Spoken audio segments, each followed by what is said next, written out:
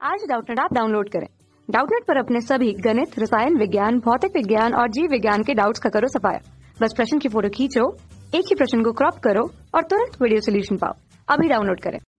नमस्कार। तो इस प्रश्न में दिया है सदिश विधि से सिद्ध करें कि अर्धवृत्त पर बना कोण एक समकोण होता है। ठीक है, तो यहाँ पे हमको क्या बोला है, सदिश विधि से हमको सिद्ध करना है कि अर्धवृत्त पर बना एक कोण जो है वो हमेशा क्या होता है, समकोण होता है। यानी कि हमें इसको समकोण सिद्ध करना है। ठीक है, हम क्या बोलते हैं, ये जो है हमारे पास में ये क्या हो गया, ओ हो गया। ठीक है, ये जो इसका क्या है, केंद्र बिंदु है, उसको हमने ओ बोल दिया। ठीक है, ये हमारे पास में ए हो गया, जिसको हमने, ये हो गया हमारे पास में ए बिंदु। ठीक है, ए बिंदु हो गया, जिसको हमने क्या बोल दिया, ए वेक्टर बोल दिया माइनस का। ठीक है, और ये जो बी हो गया, इसको हमने क्या बोल दिया, बी वेक्टर बोल दिया। ये इसको हमने पी वेक्टर बोल दिया। अब देखो, ये हमारे पास में मूल बिंदु की तरह से कार्य कर रहा है। ठीक है, तो ये वाला जो सदिश है, ठीक है, ये वाला जो सदिश है, ठीक है, ये हो गया पी वेक्टर। ये वाला जो है वो कितना हो गया, माइनस का ए वेक्टर, और ये हो गया बी वेक्टर। ठीक है, ये हो गया हमारे पास में बी वेक्टर। ये सदिश हो गए तीनों हमारे पास में। अब हम क्या बोल सकते हैं, देखो, ये वाला सदिश है हमारे पास में। ठीक है, ये वाला सदिश है, ये वाला सदिश है। ठीक है, तो ये वाला सदिश हम आराम से बता सकते हैं। ठीक है, तो ये कितना हो जाएगा, देखो, यहां से हम बोल सकते हैं कि एपी वेक्टर जो है, एपी वेक्टर, ठीक है, तो ये वाला सदिश हो गया। या फिर हम क्या निकाल लेते हैं, देखो, ये हमारे पास में एपी वेक्टर है। ठीक है, तो हमें तो क्या निकालना है, हमें क्या करना है, एपी वेक्टर नहीं, पीए वेक्टर ज्ञात करना है। ठीक है, तो पीए वेक्टर जो है वो कितना हो जाएगा, देखो, पी ए वेक्टर जो है वो कितना हो जाएगा, देखना, यहां से हमारे पास में, इसको हम ए ही मान लेते हैं। ठीक है, इसको हम ए मान लेते हैं। ठीक है, इसको हम ए ही मान लेते हैं, सॉरी, यहाँ से इसको मैंने ए मान लिया, तो इसका जो उल्टा होगा वो क्या हो जाएगा, माइनस ए हो जाएगा। ठीक है, तो यहाँ से हम क्या बोल सकते हैं, इसका उल्टा क्या हो जाएगा, माइनस ए। तो हम क्या बोल सकते हैं, यहाँ से देखना, हमको क्या चाहिए, एपी वेक्टर चाहिए। ठीक है, तो एपी वेक्टर किसके बराबर होगा, सॉरी, पीए वेक्टर चाहिए, ये वाला, इस तरफ वाला, ये वाला वेक्टर चाहिए हमको। ठीक है, तो ये वाला वेक्टर चाहिए, तो हम क्या करेंगे, देखना, यहाँ से ये वाला वेक्टर, और फिर इसमें से क्या हो जाएगा, देखना, ये वाला वेक्टर और ये वाला वेक्टर अगर हम जोड़ दें तो हमारे पास ये आ जाएगा। ठीक है, तो देखना, यहाँ से हम क्या बोल सकते हैं, ओपी वेक्टर, देखो, यहां से हम क्या बोल सकते हैं, यहां से हम बोल सकते हैं PO vector,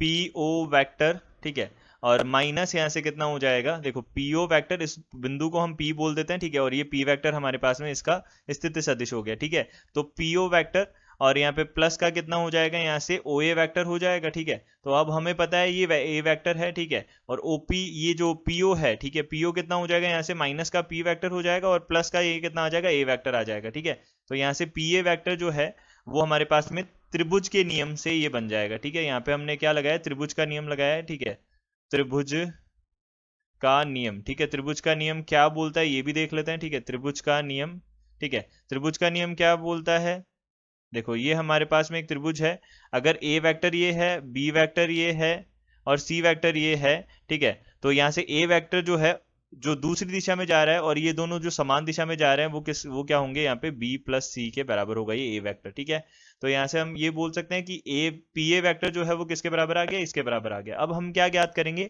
P B vector ज्ञात करेंगे। ठीक है, तो पी बी वेक्टर जो है वो कितना हो जाएगा, देखना, एक तो ये और ये। ठीक है, तो यहाँ से बी वेक्टर, ठीक है, यहाँ से हम क्या बोलेंगे, बी वेक्टर, और माइनस का कितना हो जाएगा, ए वेक्टर हो जाएगा। ठीक है, तो यहाँ से कितना हो गया, देखना, बी वेक्टर और माइनस का पी वेक्टर। ठीक है, ये बी वेक्टर और माइनस का कितना हो जाएगा, पी वेक्टर हो जाएगा। ठीक है, ये चीज समझ में आ गई, तो यहाँ से ये आ जाएगा हमारे पास में।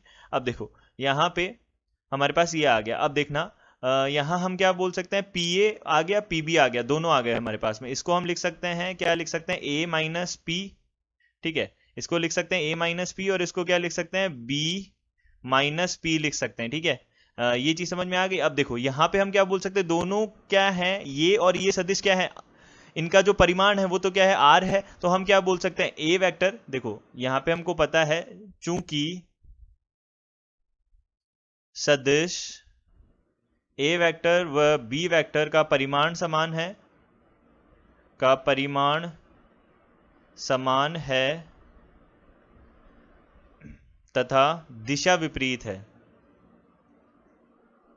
तथा दिशा विपरीत है, अतः हम क्या बोल सकते हैं, बी वेक्टर बराबर माइनस का ए वेक्टर बोल सकते हैं। ठीक है, तो यहाँ हम क्या कर देंगे, यहाँ पे हम क्या कर देंगे, देखना यहाँ पे हम क्या कर देंगे, b को a से माइनस a से बदल देंगे। ठीक है, तो पी बी वैक्टर जो है वो किसके बराबर हो जाएगा, माइनस तो बाहर आ गया, ठीक है, a vector plus p vector आ गया। ठीक है, ये चीज समझ में आ गई। अब देखो यहाँ से हम क्या करेंगे, अब हमें जब भी कोण निकालना होता है दो सदिशों के बीच में, ठीक है, तो हम उनका क्या कर देते हैं, अदिश गुणन कर देते हैं। ठीक है, तो पी बी वैक्टर गुणा में पी ए वैक्टर जो है उसका हम अदिश गुणन करेंगे। ठीक है, तो कितना आ जाएगा, देखो बी वेक्टर यानी कि माइनस का, देखना ये माइनस का ए वेक्टर प्लस का बी वेक्टर, और गुणा में कितना है, ए वेक्टर प्लस ए वेक्टर माइनस का पी वेक्टर। ठीक है, ये चीज आ गई। तो यहाँ से हम क्या बोल सकते हैं, ऋणात्मक, यहाँ से कितना हो जाएगा, ये कितना हो जाएगा, इसका इससे डॉट करेंगे तो ये कितना आ जाएगा, मापांक ए का स्क्वायर माइनस मापांक पी का स्क्वायर। ठीक है, ये चीज समझ में आ गई, और ये दोनों क्या हो जाएंगे, गुणा हो जाएंगे। ठीक है, तो यहाँ से हमारे पास कितना आ जाएगा, देखो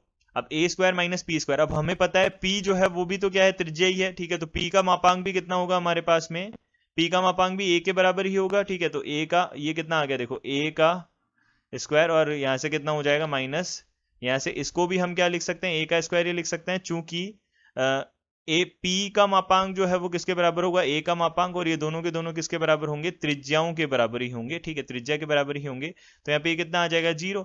अब दो सदिशों का गुणन अगर अदिश गुणन अगर 0 बन रहा है तो इसका मतलब दोनों के मध्य कोण कितना है, दोनों के मध्य